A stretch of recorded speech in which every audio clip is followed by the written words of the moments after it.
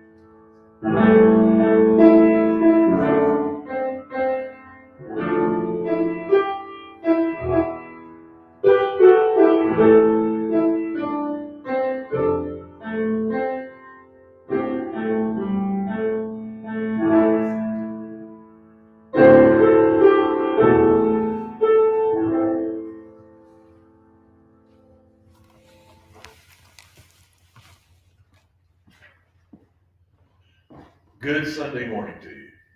We are glad to have you here with us today at Presbyterian Church of the Covenant in Greensboro, North Carolina. Welcome.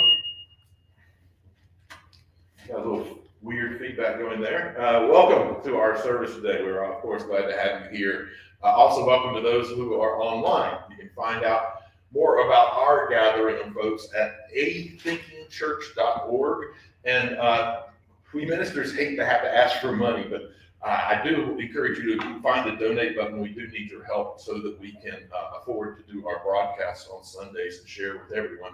I also ask if you are watching online in the comment section, let us know where you're watching from. It's always fun to understand how many of us are gathering for this moment together and where we're coming from. So please take time to do that. Folks that are here, don't forget there is an offering basket in the back of the sanctuary. We're not going to pass that around, but it's a great thing to try to find on your way out. We certainly appreciate it as well. So today is Transgender Day of Remembrance. That's an annual observation on November 20th that honors the memory of the lives that we have lost in acts of violent anti-transgender actions. And as you all, I'm sure, are aware of, certain political groups have continued to sort of elevate this false fear of gay and trans folks. Today, in a great tragedy, at a place that was going to be celebrating that event a little later today, we've seen the moves of those political groups inspire violence. In the earliest hours of this morning, 5 people were killed in a mass shooting in Colorado Springs at a gay bar. I'm going to ask us all if we would take a moment and bow our heads in silence for the remembrance of those killed today, as well as the 32 trans folks who have been violently killed this year in the United States alone. Let's bow our heads.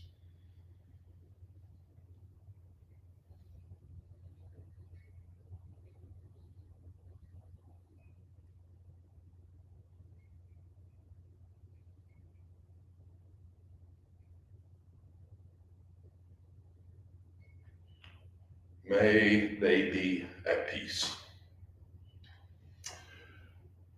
Well, today I'm going to have our reading from Colossians. Now, those that are paying really strict attention, one, will recognize I said that word correctly this week, and I did not last week. And I'm going to be reading from chapter 3, verses 12 and 15. Now, if you've got a really good memory, you'll recognize that's the exact set of verses that I read last week. This week, however, I'm going to be reading from the First Nations version of the New Testament. It's an indigenous translation of the New Testament that Elsie actually called to my attention, and it's become one of my favorite references to go see how they had interpreted different verses from the New Testament. So, and to get it correctly, instead of Colossians, again, I said it correctly, I just want to call note that I am capable of saying Colossians. In this New Testament translation, Colossians is actually referred to as small man to the sacred family in the village of giants. And I've changed just a few words in this to make it more inclusive. Hear now these words. The Great Spirit has chosen you to be its holy and deeply loved children. So put on the new regalia that has been provided for you. Put on deep feelings for the pain of others, kindness, humbleness of heart, gentleness of spirit, and be patient with one another. If there are complaints against each other, then carry that burden basket and learn to forgive.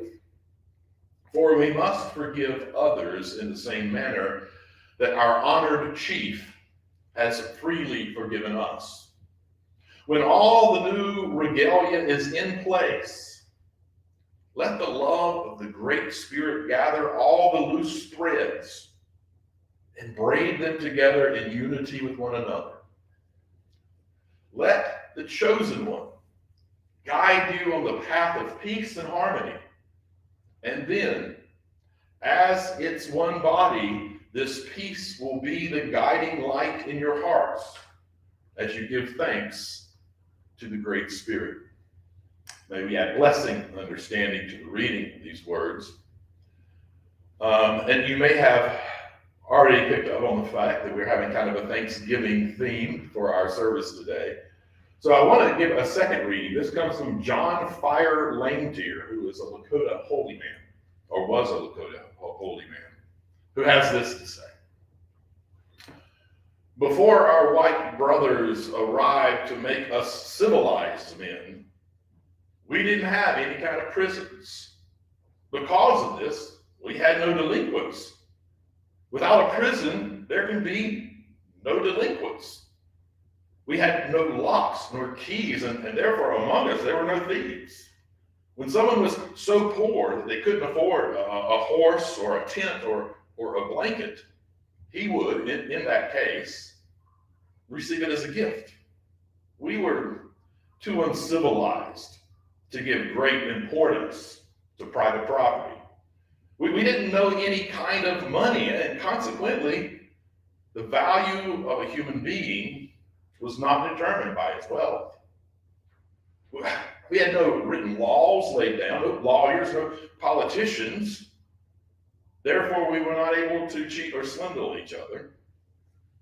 We were really in bad shape before the white men arrived. I don't know how to explain how we were able to manage without these fundamental things that, so they tell us, are so necessary for a civilized society.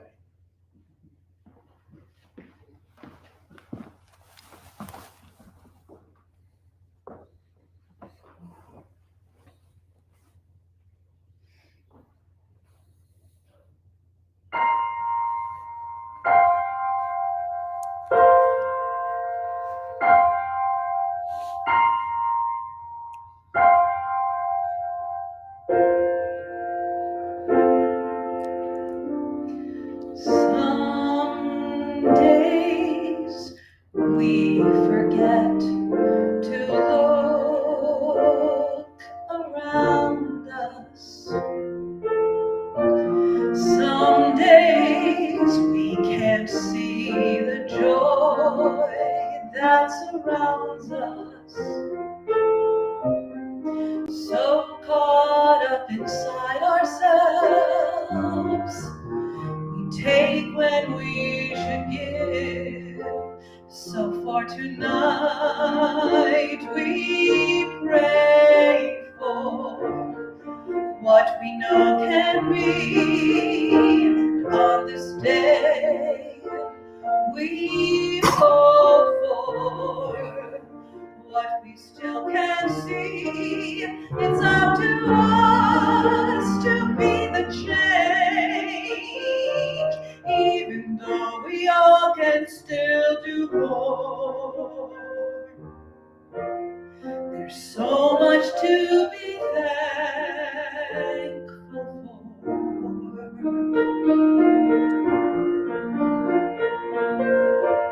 Look beyond ourselves, there's so much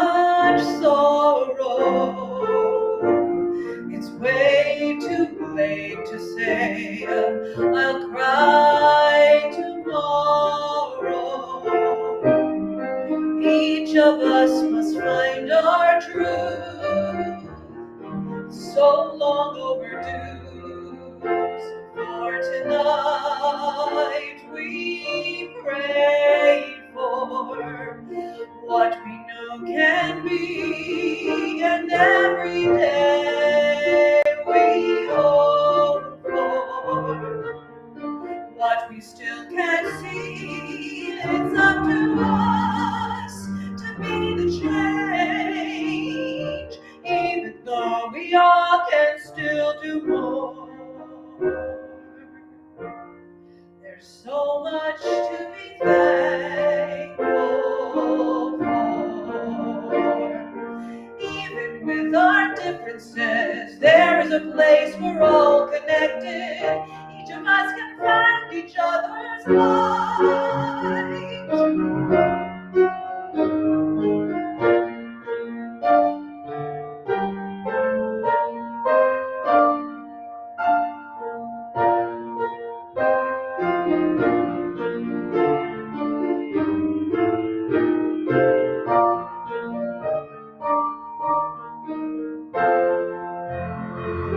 So for tonight we pray for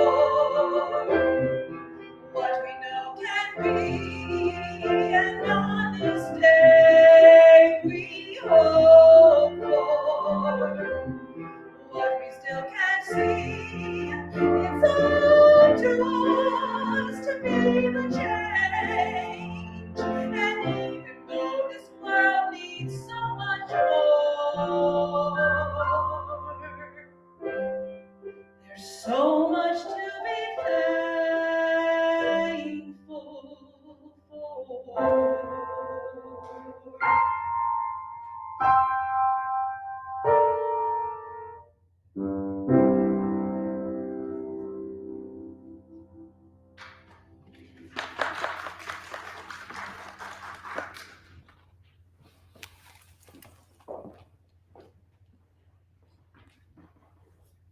My message this morning is entitled Rethinking Thanksgiving. So there are folks who believe that we need to cancel Thanksgiving. The numbers show that there are more and more folks every year who would agree. Personally, I kind of get it. Now, don't get me wrong. I am definitely not saying that I think that we should cancel Thanksgiving. Like I think I have shared with you before, there was a time when Thanksgiving was sort of secretly, and by far, my favorite holiday. The warmth of the house on Thanksgiving Day, the comforting aromas of home-cooked meals, the thankfulness that felt like it kind of filled the air as family gathered, embraced, and shared stories from the past year. All of it was, for me, a reflection of my mother. It was a celebration of comfort and abundance and gratitude and love. It was a celebration of family. And like with many families, my mom was the linchpin of the family for us. Of course, my early Thanksgivings were built around the framework of what I had been taught was the first Thanksgiving between the Pilgrims and the Indians.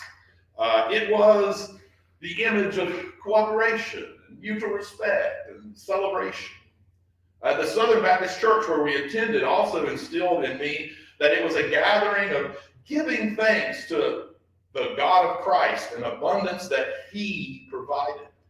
At that age, I never stopped to think about how odd it was to see it that way, given the fact that half of the people in attendance the first Thanksgiving weren't even Christian. But as an article in the Smithsonian from just a couple of years ago pointed out, quote, in Thanksgiving pageants held at schools across the United States, children don headdresses colored with craft store feathers and share tables with classmates wearing black construction paper hats. It's a tradition that pulls on a history passed down through the generations of what happened in Plymouth. The local Native Americans welcomed the courageous, pioneering pilgrims to a celebratory feast. But, it says, Much of that story is a myth riddled with historical inaccuracies. So for me personally, seeing through the myth of the earliest Thanksgiving probably started when I first read Howard Zinn's A People's History of the United States. And that led to me also investigating less sort of filtered histories of the first actual Thanksgivings. As a matter of fact, the first actual proclamation of a day of Thanksgiving in the U.S., which was made by the governor of Massachusetts Bay Colony, and who declared, and I think I've shared this with you before, he declared this in his proclamation, the first proclamation: "This day forth shall be a day of celebration and thanksgiving for subduing the Pequots." Pequots, of course, were some of the local indigenous peoples. The governor went on and noted a day of thanksgiving, thanking God that we have eliminated over 700 men, women, and children. As you might imagine, my newfound pieces of knowledge through that history had a negative impact on what once was my favorite holiday. Worse yet, I kept watching Thanksgiving evening and the day after become less and less about giving thanks for what we have in our lives and more about, well, getting more and more stuff to have in our lives. I even wrote an article for the Huffington Post about it called "The War on Thanksgiving."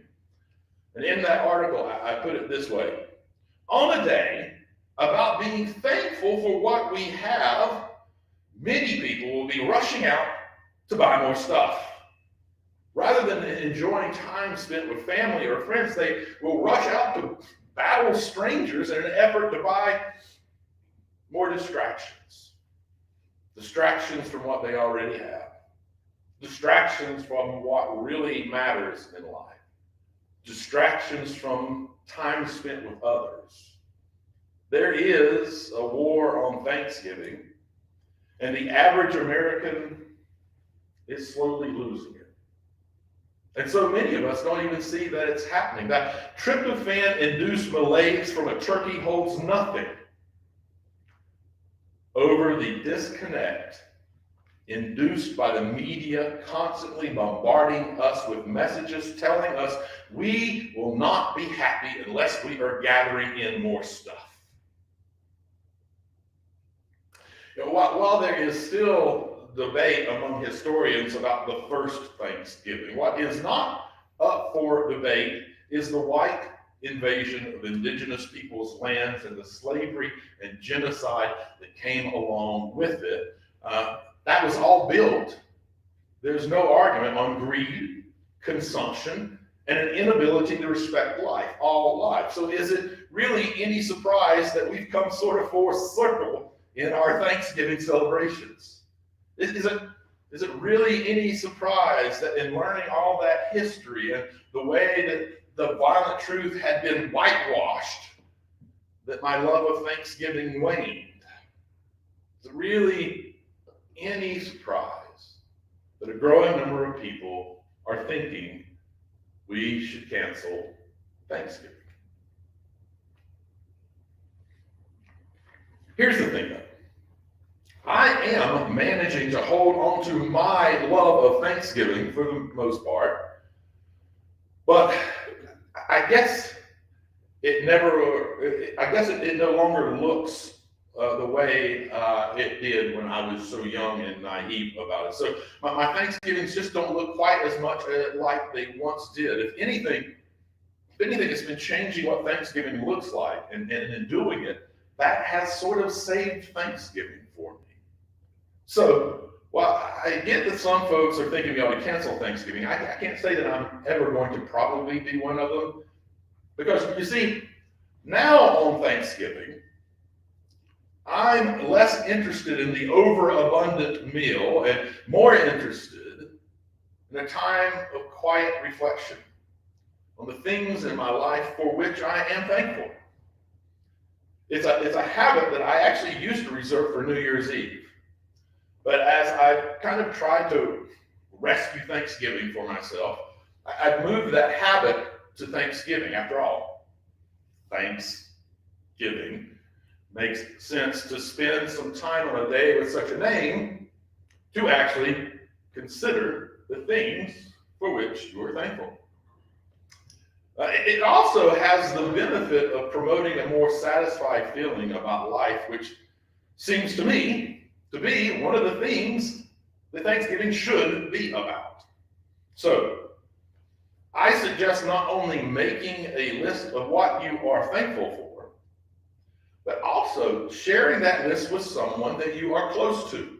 You see, researchers have found that people who talk to other people that they are close to about the good things that are happening to them, they tend to feel more satisfied with life. They actually invited participants into a laboratory with someone that they were close to. And then the participants, they were asked to just write down a positive experience or a neutral experience, and then to either share it with that friend or not. Those that shared a positive experience with their partner experienced a greater boost in their sense of well-being than those who didn't share their experience with their partner or who shared just a neutral experience with their partner. And so that seems to strongly suggest that the act of sharing the positives in our lives and not just thinking about them, sharing them boosts our overall well-being. And then the study also has another outcome that makes the habit of sharing what you are thankful for a great fit for Thanksgiving. You see, the study, if you think about it, actually suggests that being more satisfied with life requires feeling connected to other people in life. After all, you need someone close to for which to share that thankfulness with. The reality makes me all the more certain that I will not be rushing out the door away from the folks that I'm close to in order to buy more stuff from our already abundant lives. That consumeristic whirlwind which corporations have compelled upon us, which runs antithetical to what I understand the meaning of Thanksgiving to be, has also inspired me to not only consider the things in my life for which I am thankful, but what I see as the true spirit of Thanksgiving, of inviting all to the table. It has led me to make Thanksgiving a time of reflection on how many people do not even have the basics of life that they need. More or less the abundance that many of us have. So every Thanksgiving now, instead of giving money to profiteers, I make a donation to fair wage or workers' right organizations, to companies that work to end hunger and poverty, and to institutions that are trying to ensure health care for all. I'm also now on Thanksgiving spending some time reflecting on the horrors, yes, horrors, that Europeans inflicted on the indigenous peoples of this land. I take some time to become more educated about their cultures and spirituality, and not surprisingly, I donate to the organizations that are promoting the rights of indigenous peoples, organizations like NDN Collective. Now, don't get me wrong, I'll be eating turkey and stuffing and other Thanksgiving standards, and yes, even the cranberry sauce maintains the shape of the can in which it came. But it will be less celebratory and more thankful, less caught up in my abundance, and more focused on a world where everyone has their needs met. Less about consumption, both in terms of food and goods, and more about redemption, about what is still good and right about Thanksgiving. You see, there's just something about Thanksgiving that keeps me coming back to it. And it particularly kicked in the years after my mom passed away. Many of my favorite memories of my mom are connected back to our family Thanksgivings. And, in many ways, my new focuses for Thanksgiving, while not a mirror image of my mom's Thanksgivings, still very connected to her. See, she always taught me to be kind to others, to be brave enough to do the right thing, and to be aware of how my actions impact other people. I really believe she would be proud to know what my Thanksgivings look like now. And I know I am proud to be continuing to try to live out the lessons she taught me on a day that reminds me so much of her.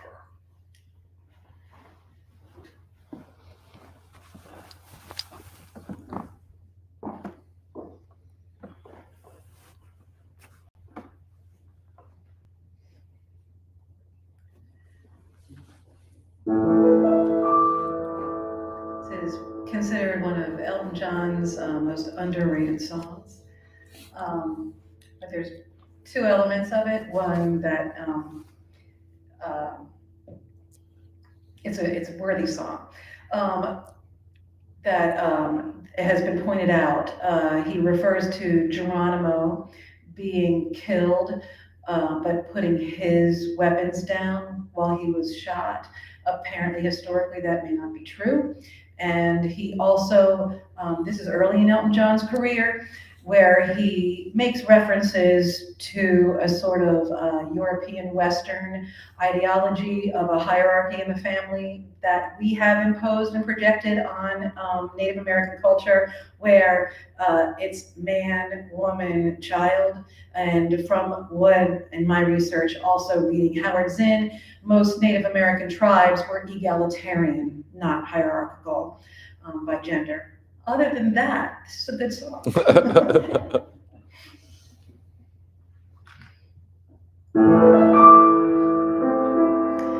As I awake this evening with the smell of wood smoke clinging, like a gentle cobweb hanging upon a painted teepee. Oh, I went to see my chieftain with my war lance and my woman, for he told us that the yellow moon would very soon be leaving. And this I can't believe, I said, I can't believe our warlord's dead.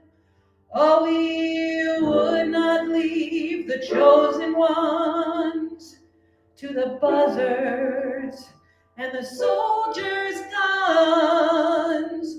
Oh, great father of the Iroquois, ever since I was young, I read the writing on the smoke and breastfed on the sound of drums. I learned to hurl the tomahawk and ride a painted pony wild, to run the gauntlet of the Sioux, to make a chieftain's daughter mine. And now you ask that I should watch the red man's race be slowly crushed. What kind of words are these to hear from Yellow Dog, who white men fear?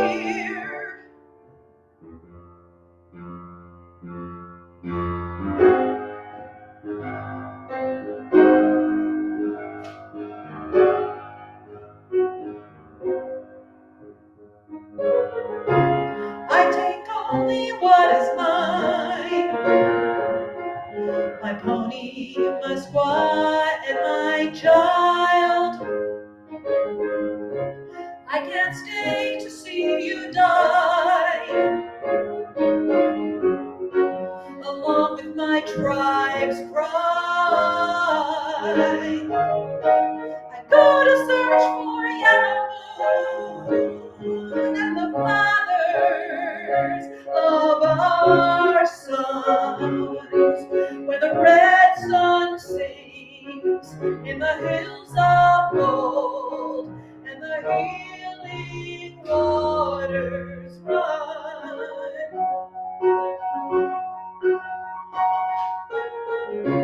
Traveling down the prairie roads, leaving hoof tracks in the sand.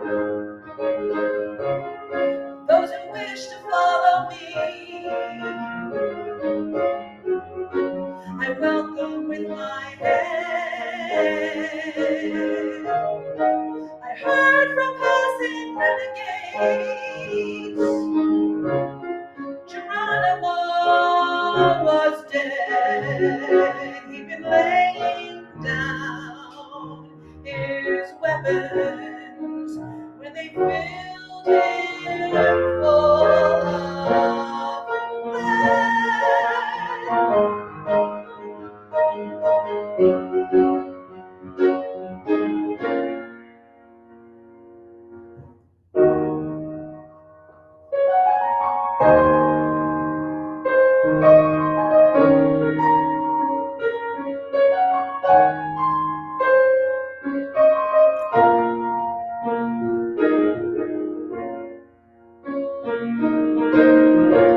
Now there seems no reason why I should carry on in this land that once was my land. I can't find a home. It's lonely and it's quiet, and the horse soldiers are coming. I think it's time I strung my bow and cease my senseless running.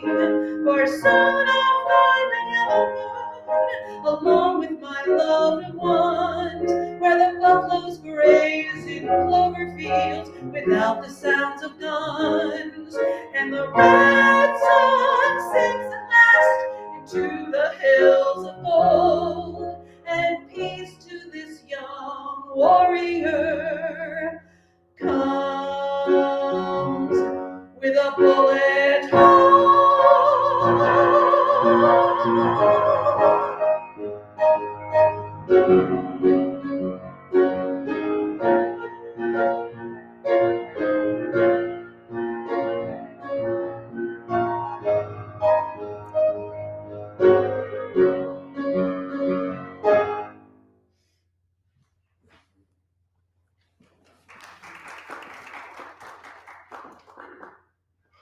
I am a little shook. I'm not aware of that song. It was the first I'd heard it. I have a song from Elton John today. The day where we're reminded of the violence towards transgender folks, a day where national events make us be reminded of violence towards gay folks. Coming up on his last ever live concert, it all just felt like the moment came together. Thank you for that. Thank you for that. I'd like to share with you a prayer from my book of prayers. Maybe not surprisingly, this one's entitled On Thanksgiving. Let's bow our heads. There is a tension that comes with giving thanks. Even as we recognize and are grateful for the blessings in our lives, we are confronted with enjoying our abundance as we recognize the reality that there are those who have far too little. Even as we celebrate a holiday with roots which reach back to the beginnings of our nation, we are confronted with the reality of genocide and slavery upon which it was found. We do not forget these things. We do not celebrate them. We do not give thanks for them. And our tale of Thanksgiving They are the terrible storyline which we must not forget. Our pride, our arrogance, and our pursuit of possessions have constantly stood alongside our blessings as a reminder. They remind us why we give thanks.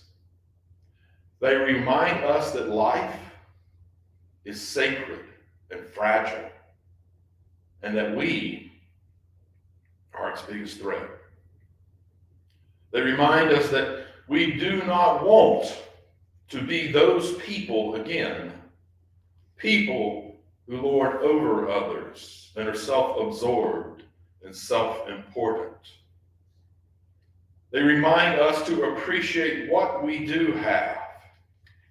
So we give thanks. We give thanks for this moment. We give thanks for the things that are right about this world right now in this moment. We give thanks for family and friends.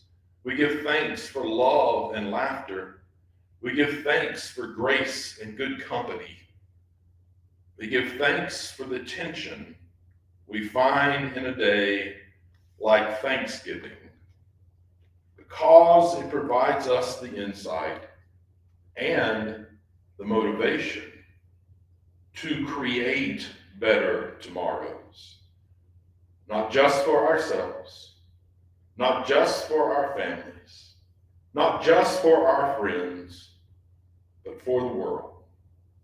So today and every day, we give thanks and we work to create a world that gives more reasons for which to be thankful. Amen.